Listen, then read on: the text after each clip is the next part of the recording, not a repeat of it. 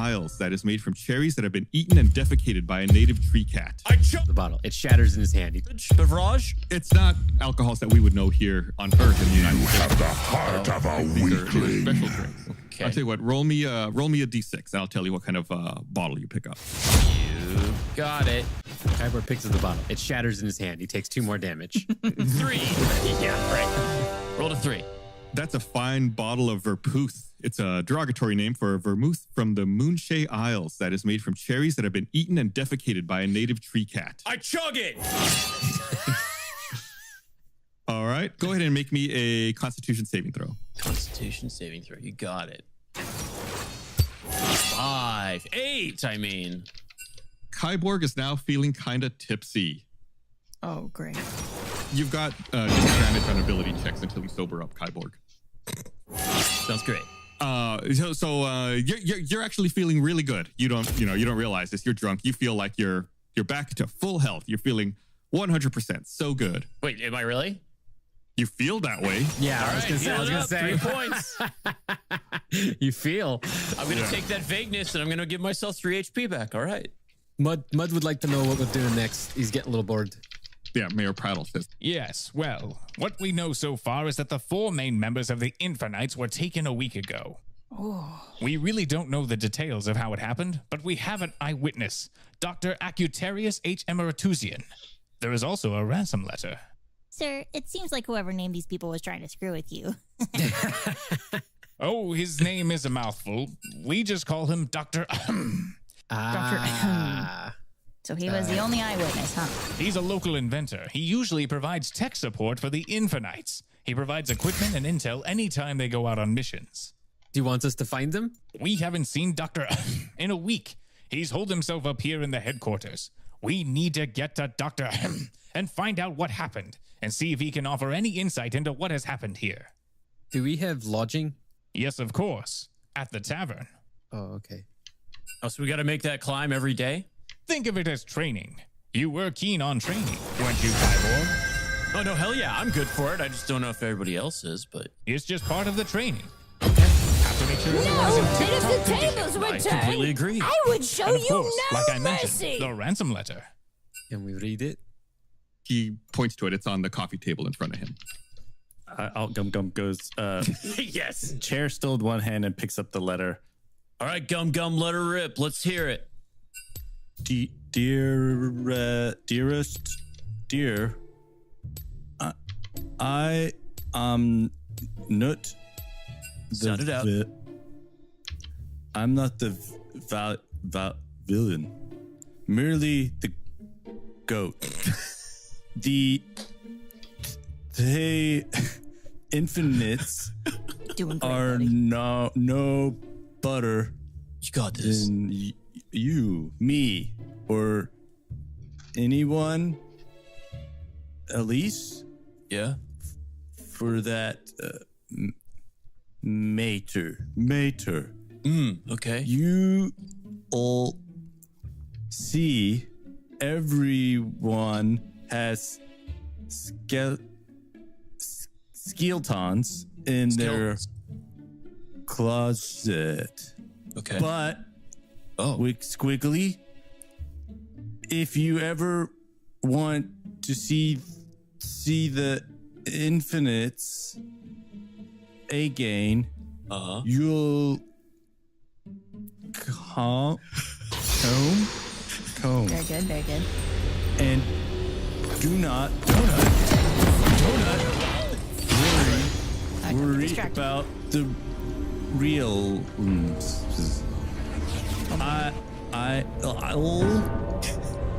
What over them. The oath welcomes the Summoner's Rift. I looked to Bart for this. Let me see here. Sincere. Yeah, remember how the C sometimes 30 make a seconds s until minions sound, not a k spawn. sound. Sincerely, Very good. pair light. Got it. Apparently. Loud and clear. Cool. Hair light. Can Kyborg go and grab the letter? Oh, sure. Yeah. Okay. All right. Dearest, I am not the villain. merely the scapegoat. The Infinites are no better than you, me, It's only or a short anyone else way. for that matter. Minions have You'll spawned. see. Everyone has skeletons in their closet. But if you ever want to see the Infinites again, you'll come. And don't worry about the realms. I'll watch over them. Sincerely, Perlite. Gum, great job, dude. Great job. The magic. It's close to me. Who's Perlite? Oh, Perlite, the sworn enemy of the Infinites. We should have figured Perlite was behind this. Did you not read this letter? Oh, Perlite, the sworn enemy of the Infinites. We knew that that this would happen someday. Oh, leave that in, please.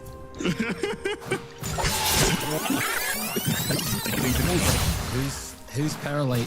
Oh, Perlite, the sworn enemy of the Infinites. We knew that this would happen someday. Kyborg walks to the nearest closet to check for skeletons. Is Kyborg an idiot too? I'm not very smart. That's a gum move.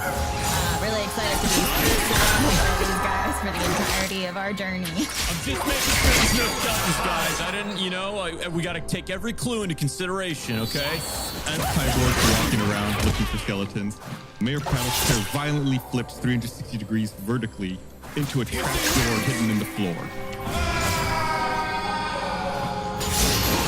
The chair comes back to rest in its normal position and Mayor Prattle has vanished. The hell? A robotic voice drones through the lobby. Greetings, interns. It is I, Perlite. I have now added Mayor Prattle to my collection of prisoners. Come downstairs to find him and the Infinites. If you dare. Ha, ha, ha. Should we go downstairs? Even now, we need to save the mayor. We haven't even gotten paid yet.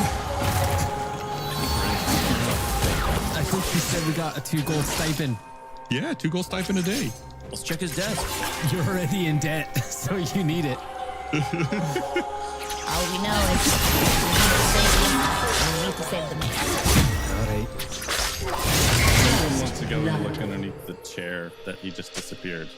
I mean, it looks like a normal floor. You can see that the chair has 2 little arms that pulled it back into the Can I just rip the arms off? yeah, I guess, what would that be? Make like a strength test? 17? Strength test. 17, that's pretty good. Yeah, you managed to begin like pulling the chair up and you rip it out from the little metallic arm that had held to the ground. And so now you're holding the chair in your arm. So, can we see into the trap door? The trapdoor slid closed after the mayor fell down into it. Where's the stairs? It's kind of in the middle of the room, on the north end of the room. Mud starts just slowly jogging down the stairs. Cyborg gives chase. I'll take the chair with me. Both chairs now. Ah, perfect. A more comfortable seat for your friend Bart. Bart tries to hop into I lower it down. So he's just sitting in a chair in the hallway. Everyone starts heading down the stairs into the headquarters. Yep. Yeah. Yeah. Onward. At the base of the stairs, there's an iron door which opens easily with your eyes to the touch. Purple glowing rocks are embedded in the walls every few feet, dimly lighting a descending 15-foot-long stone stairwell. You step into a 45-foot wide by 70-foot-long frostbitten stone hall, dimly lit by the same glowing purple rocks lining every wall. To your left are 3 wooden doors every 15 feet with a symbol etched in the center and a single unlit torch over the door. The same to your right. At the far end of the hall is an iron door with 4 unlit torches. Straight ahead in the center of the room is a small wooden table, and on top lay a small chest. The chest. Mm-hmm. Mud approaches the chest. Oh, chest day. Yeah, it's just a small chest on top of the table. You want to try to open it? Yes. The chest is unlocked. Inside, there are 3 potions, a leather canteen of water, and a piece of paper with a scrawled list that appears to have been ripped in half. Oh, yes. Can I see what's on the list? Yeah, it looks like the right side of the list is missing. Okay. But what you see on the site that you have is a series of letters written down. It says, write, like to write something down. Write, fold, brew, feed, water, clean. Bart has a notepad with him, and he's writing these all down. This sounds kind of like Coffee Guide, the Dragonborn. Maybe instructions for how to make coffee. It's called the recipe. Right. Looks at the Open and shut. Yeah, 2 of them appear to be potions of healing, and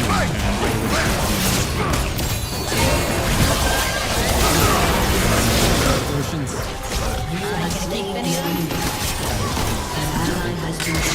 I'm not a greedy fellow. I'll just take one of them.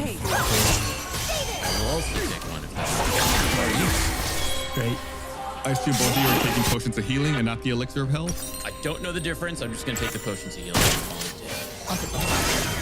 An elixir of health cures diseases underneath some effect. Mother will hold on to the elixir of healing. Elixir of health. Health. And Gum will hold on to the chairs. There's also a leather thing or something in there? Yeah, there's also a leather canteen of water. Put that in the bucket. So, guys, theory, gonna throw some ideas out. These unlit torches, do you think if we lit them, then the doors would lock? Think about it. An ally has been slain. I don't have any way of lighting torches. Okay. Oh, I have a tinderbox. Never mind. Just to reiterate something, it feels really cold in here. Like I said, the door was icy to the touch. It's much colder than it was in the other parts of the headquarters where you were earlier. There's torches over the other doors, right? Yeah, there's one over each of the doors on the side, and then there's 4 over the door at the end of the hall. And they're all unlit, or just the ones over the door at the end? They're all An enemy has been slain. Probably make everything to the cold. Do you want to pick a door and try to light it?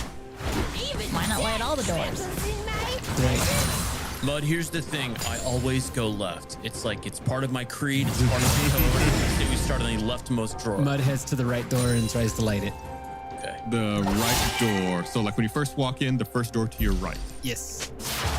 This door has a symbol etched into it. It has a musical note etched into it, and over the door is an unlit torch. Try to light the torch, but I can't quite seem to get it to stay.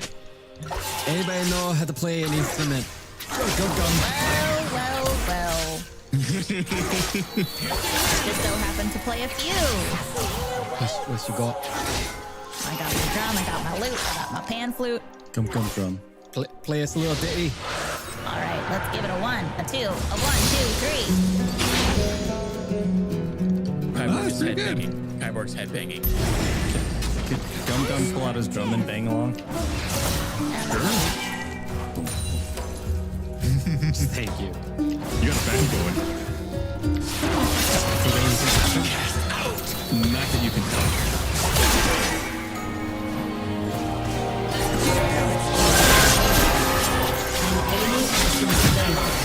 I'm Alan Sisto, the man of the West here at the Prancing Pony Podcast. And I'm Sean Marchese, the real-life Lord of the Mark. Every week here at the Prancing Pony Podcast, along with Sean or other co-hosts, I explore the works of J.R.R. Tolkien, author of The Hobbit and The Lord of the Rings, bringing along lots of pop culture references, plenty of nerd humor, and the occasional bad fun. It's just a couple of friends hanging out at the pub, talking about our favorite books. We cover just a few pages every episode, reading important sections of books and having a chat about what we've read. Now, we do a ton of research for each episode so that we can bring as much background information to our conversation as possible. We do all the heavy reading, so you don't have to. It's a great way for first-time readers to learn the basics of Tolkien's world, while for Middle-earth veterans to deep dive into their favorite stories. Now, the Tolkien fandom is like no other, so we spend time in the community giving talks at Tolkien events, recording live episodes, and hanging out with our listeners on Discord to engage with our audience every chance we get. So, if you're ready to dive into the most beloved world in fantasy literature, and become a part of a vibrant, active community of listeners, then look for the Prancing Pony Podcast, wherever you listen. Upper Canada College inspires boys from senior kindergarten to year 12 to find their passions and realize their potential. An IB World School, UCC offers a supportive environment, cutting-edge facilities, and a best-in-Canada financial assistance program.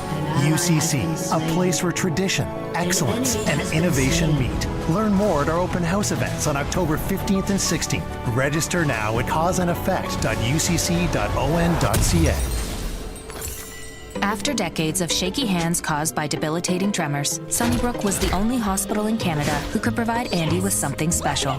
3 neurosurgeons, 2 scientists, 1 movement disorders coordinator, 58 answered questions, 2 focused ultrasound procedures, 1 specially developed helmet, thousands of high-intensity focused ultrasound waves, 0 incisions. And that very same day, 2 steady hands. From innovation to action, Sunnybrook is special. Learn more at sunnybrook.ca/special. As the world's population grows, so does the need for resources like potash to support sustainable food production. This is why BHP is building one of the world's most sustainable potash mines in Canada. Essential resources responsibly produced. This is what BHP has committed to Canada. The future is clear. It's happening now at BHP, a future resources company. To discover how, visit bhp.com/betterfuture. Stalking prey again?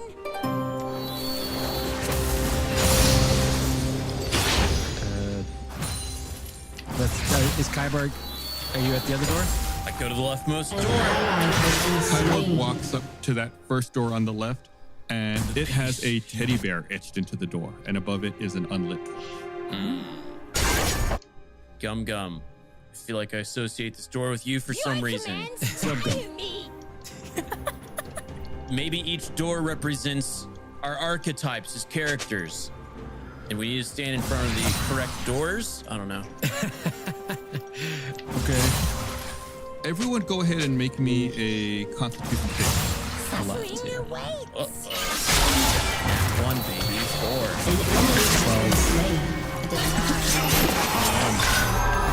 Constitution Gundam.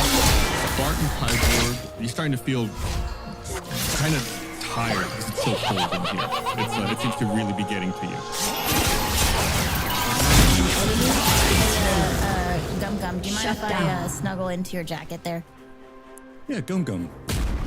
Alright, Bart hops up and wraps his body around Gum Gum.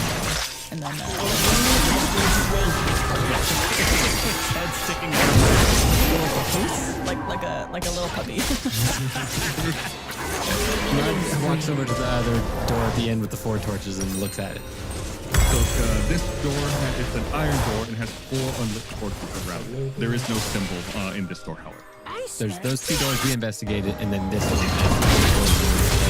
There are a total of 7 doors in this room. 3 on the left, 3 on the right, and 1 at the end. Okay, then can we look at the next one on the right? I think we should maybe try to light the 4 torches at the end and see if that has like a domino effect to the other doors. Okay, then Mud uses tinderbox on one of those torches and sees what happens. It doesn't. You can't seem to get it to stay. Like you're trying, and it doesn't ignite. It doesn't. Maybe if we tried all at the same time, I too have a tinderbox. Let's look at the other doors. Okay. You want to look at the next one on the right instead? Yeah. The next door on the right has a sock etched into it and an unlit torch for both of them. So we've got a musical note, a sock, and a teddy bear. Go down and see what else we got. I want to check the other left door. The next door on the left, which is kind of in the middle of the room, has a potted plant etched into the door and an unlit torch. These are all pertaining to things that were on that little list.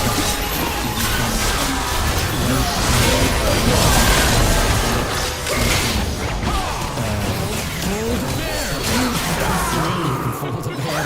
Double kill. I'm going out of here.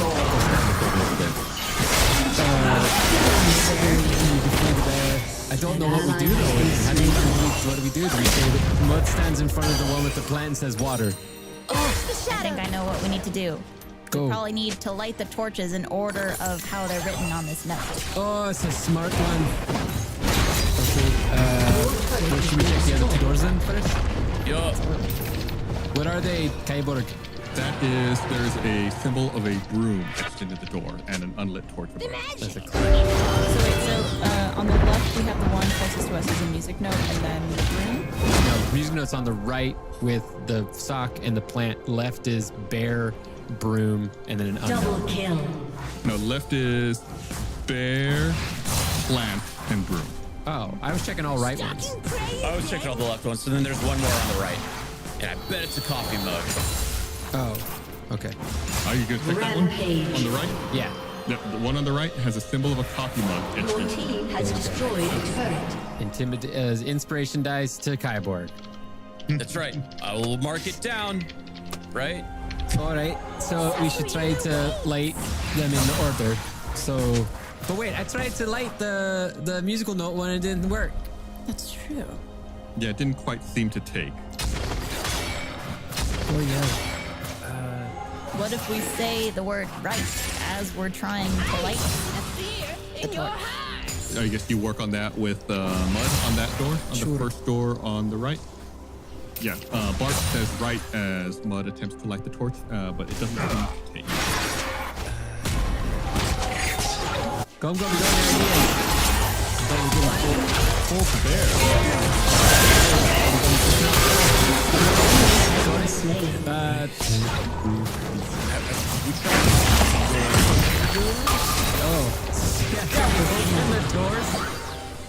Which one do you want to try to open? The music. I've been over here shaking my head like, what are you doing? Alright, Mud tries to open the musical door. Listen, we're very nervous. Our friends just got taken down here. Might be dead. We're very cold. Reach the door and it's unlocked and the door opens up before you. Yeah, we did it, everybody. Thanks for joining us for the second episode of Stinky Dragon. Level 2, everyone. Gum is amazed. 7 musical instruments float midair in a circle in this ornate ballroom, each loudly playing one note at a time. In the center with his back to the satyr dressed in coat and tail standing in front of a music stand, furiously scribbling on a sheet of music. Gum walks over, still with 2 chairs, and with Bart inside of him. Thank you, Gum for the ride. I forgot Bart was still inside of Gum. Sir, hello there. He seems startled at your voice. Oh, what? And then he starts trying to hide the people that he was looking at. What are you doing here? The mayor has been taken to the basement somewhere and is being held captive by paralyzed. Definitely no concern of mine. What's your name? Surely you've heard of me. I'm Wilhelm, and all I care about is the music that I'm trying to finish. I'm working on my greatest song, but I can't quite seem to figure out how to finish it. The stream? Yeah, Corvac Kyber comes in and is like, unless you want a Wilhelm stream, you're gonna help us out, bro. Bart, you know the music? I do. Listen, Wilhelm, I think we could help each other out. At this point, Bart, you notice that there's actually several floating musical instruments in the room, and each plays a single musical note. There's an accordion, there's a bassoon, there's a cello, there's a dulcimer, the euphonium, a flute, and a glockenspiel. Well, that's alphabetical. I know how to play all of these, absolutely, and I definitely know what each of these instruments do. There's 7, and you need 8 for a whole octave. So what's the note we're missing, Bart? I could definitely tell you that. Barb is regretting picking a musical character. Everyone go ahead and roll me a perception check. Right. Duh. I think we should all just go through the notes. Did you just say dough as a note? 14. What? No. Whoa, Gum. Gum got a nat 1 with a... Hello, beautiful people. Welcome to the first ever episode of the Don't Tell Anyone podcast. I am your host. All right. Many of you guys know me as Pokey Name. My real name's Iman. I've been a streamer, content creator, every other social media, or we don't really love the influencer word. I've been one of those for the last 9+ years, about a decade of my life. And I just cannot believe I finally have a podcast. I've been thinking about and dreaming of this day for a long time and contemplating it. And now we're finally here. I am really nervous, really excited, I hope you guys are excited too. There's no way you're as excited as me, but I hope you're excited.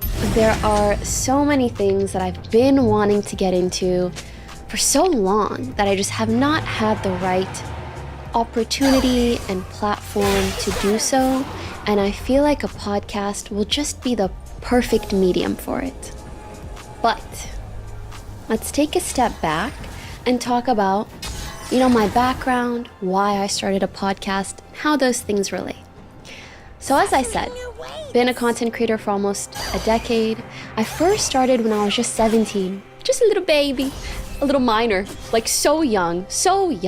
When you're 17, you feel like you really know yourself, huh? You don't know a damn thing, not even 1% of a damn thing. And so it's crazy how far I've come. But anyways, I started when I was 17, and I actually started streaming because I didn't have enough friends who wanted to game. My only purpose in streaming, I never in a million years thought it was going to be a career. I just wanted more friends who enjoyed the same hobby that I had so we can game together. Alright? In other words, I started for shits and gigs. And all of a sudden, now it's my career, okay? And I've been doing it for so many years that I guess the last couple of years, sometimes I feel like I am almost, I guess it got to the point that I started feeling a little bit confined by people's expectation and perceptions of me having been a person that is very public facing for so much of my life. And what I mean by that is people might have watched my content when I was 21, 22, heck, 17, like any age, right? But who I am today is not the same person that I was 5 years ago. Not to demonize or put down any past versions of ourselves, but just to say, I feel like there are so many more sides to me that are completely unrelated to gaming, and so many more things that I want to dive into and care about and want to talk about, and I just finally really want to dive into those things. Not just that, but we're gonna be honest here for a moment. I'm tired of keeping secrets, okay? There is so much stuff that I just want to get off my chest, and I think it's time. I don't know about you guys or many other content creators out there, but for me, I oftentimes don't want to or can't talk about something as it's happening, again, because I'm a public figure and people might piece things together, and I don't want that kind of drama, but it's almost like there's an expiry date in my brain on certain things that happen where I'm like, oh, it happened 5 years ago. If I talk about it and I'm not naming names, who cares, right? It's just a good or funny story. It's time to spill the beans on those things, okay? Not just spill the beans on those things in the past, but even things now that I feel like it's hard to discuss these things on stream, whether because it's not the right audience or because, frankly, when you're live streaming, you're always at risk of being clipped out of context or what have you. And there's this pressure of people constantly responding, like this immediate feedback loop of what people think about what you're saying right now, even maybe before you finish a coherent thought. So, again, why I think it's time to start a damn podcast. Also, I live in LA. Do I really live in LA if I don't have a podcast? Think about it. Wait, okay, side note. I've been thinking about moving to New York for a month or two, or just moving elsewhere. I kind of feel like starting a podcast is like taking you guys on a life journey with me. And if you guys want to see me go to New York, let me know on the @Don'tTellAnyone Instagram. That's where I'll mainly be engaging with you guys for the podcast. I'll be asking you questions. I want to talk about what you guys want me to talk about and what I want to talk about, okay? I'm going to be polling you guys because I want your opinion on stuff. I just think it'll be some really fun back and forth. And maybe we can have a New York arc where you guys follow my adventures. It'll be fun. Anyways, moving on. I want to, before I really dive into the meat of this episode, I want to preface this by saying, please don't ever spread hate to anyone. And what I mean by that is I will be talking about a lot of my life experiences. And of course, I have many other public-facing friends. And I know a lot of you guys might assume you know who I'm talking about. And hey, I cannot tell you to literally not have a thought, right? All I can do is ask that you please don't assume that your assumption is correct, and that you please do not act on it. My platform have never been about spreading hate, and I don't want this one to either, so I want to put that out there. I would hate for you guys to end up going after someone who did not deserve that harassment or hate or assumption or whatever at all, and that might wind up being the case. And I want you to please keep in mind, I could be telling you a story from a month ago or from 10 years ago, okay? So there really is no concrete way of knowing. And yeah, I really needed to put that disclaimer out there. I just feel like I'm pretty comfy with who I am now and my life now, and I'm ready to share that with you guys. This episode, we'll talk about my relationships on and offline, and my personal life, my personal beliefs, some business-related things, and yes, just generally things I've never done. So let's get into it. I really hope that this podcast ends up being a way that I can learn to express myself unapologetically, and that may not always be perfect. No one's perfect. We're all humans at the end of the day. So I am leaning on you guys to try to be as honest with me as I am trying to be honest with you guys. I am always happy to learn, to listen to your feedback, and that is part of the process, of course. So yes, don't be shy. I also want to touch on the name, Don't Tell Anyone. I feel like the best stories always start with, don't tell anyone, but I feel like when we're online, it's so easy to objectify others. And I don't necessarily mean sexually, I just mean we judge others and what they say and do as if they are an object, right? As if this one moment in time encapsulates their entire existence, which is a little bit silly. But when you're with a friend and they go, okay, don't tell anyone, please don't judge me for this, but that's the kind of vibe that I want, because at the end of the day, there are certain parts of me that they're just not always going to be cute, but I want to talk about it.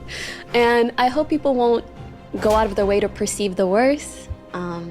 At the end of the day, let's just have a little fun, okay? So my first don't tell anyone but is that, don't tell anyone but I low-key hate streamer relations. Okay, I do. I love my friends who stream. Heck, I wouldn't be here today if it wasn't for them, frankly. But streamer relations are so stressful, scary, low-key political. And when I first started out, again, I was just looking for friends. And I think one of the reasons that I wound up looking for friends online is because as much as I got along with people in high school and throughout my high school years, I never quite felt like I fit in. And I think perhaps other people who may be immigrants, or maybe those who are biracial, or really anyone who just didn't really feel like they fit in might relate. I always felt like I was never enough of one thing to be a part of a group. I was never like Moroccan enough to be with people whose maybe lives revolved around Middle Eastern culture and religion and etc. But I also was not like white enough to get along with people who are like just Canadian or come from a different background. I always felt like I just didn't fully have that connection with people. And I felt like being able to bond over this hobby that is gaming brought me that feeling of belonging, which is such a beautiful thing, right? Isn't that all we want to do as human beings? To belong. I think I held such high expectations of fellow friends in gaming and the gaming community because I finally found that belonging there. And I mean, there's a lot to say about that, right? But I guess perhaps my expectations were too high because at the end of the day, friendships are hard. And I swear, they only get harder as you become an adult, right? Everybody has their career to worry about, they have their own responsibilities, and friendships take a lot of effort, time, communication. It is simply not easy, no matter your age. And then imagine you take the regular difficulties of friendship in and of itself, and you throw in clout, money, a lot of it sometimes, public perception, all of these things that only make it more complicated. Oh, on top of competition, jealousy, envy, streamer relations are so damn difficult. And managing them is unfortunately